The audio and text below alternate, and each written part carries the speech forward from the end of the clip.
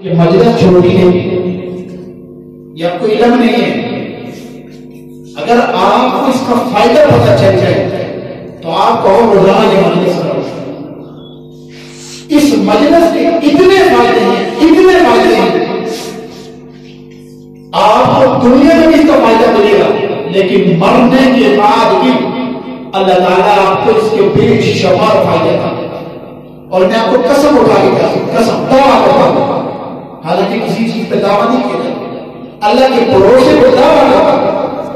آپ دنیا کا کوئی مسئلہ لے کر گر گئے، اللہ کے ساتھ محبت کر 3 4 5 اس طرح کی مجالس اٹینڈ کریں اور دل میں کوئی مسئلہ کوئی مراد رکھے، اگر وہ مسئلہ حل نہ ہوا تو آپ کی جھوٹیاں اور میرے ساتھ. شرط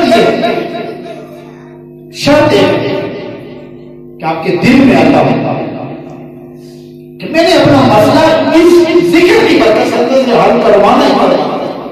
میں دیکھتا ہوں مسئلہ حل ہوتا ہی نہیں.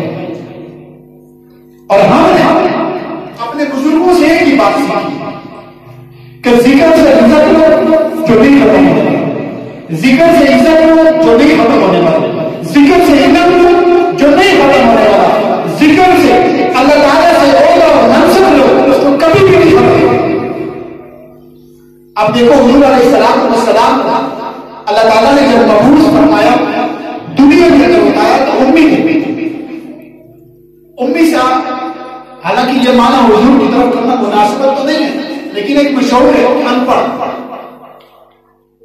بظاہر ایسا محسوس ہو رہا تھا کہ حضور سے پڑے ہوئے نہیں، لیکن اللہ تعالیٰ نے ان کو نبوت سے پہلے ایک چیز عطا کی.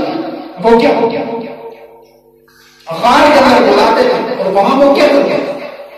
حالانکہ نماز تو بعد میں پڑھا تھا، باقی سارے ارکان تو بعد میں پڑھا تھا. یہ غار میں جا کے کیا کرتے تھے؟ غار میں جا کے ایک ہی کام کرتے تھے، اللہ کا ذکر کرتے تھے. اور وہ ذکر تھا لا الہ الا اللہ، لا الہ الا اللہ، لا الہ الا اللہ. جیسے ہی ذکر کیا اللہ تعالیٰ نے محنت کروائی تو پھر اللہ تعالیٰ نے ایسے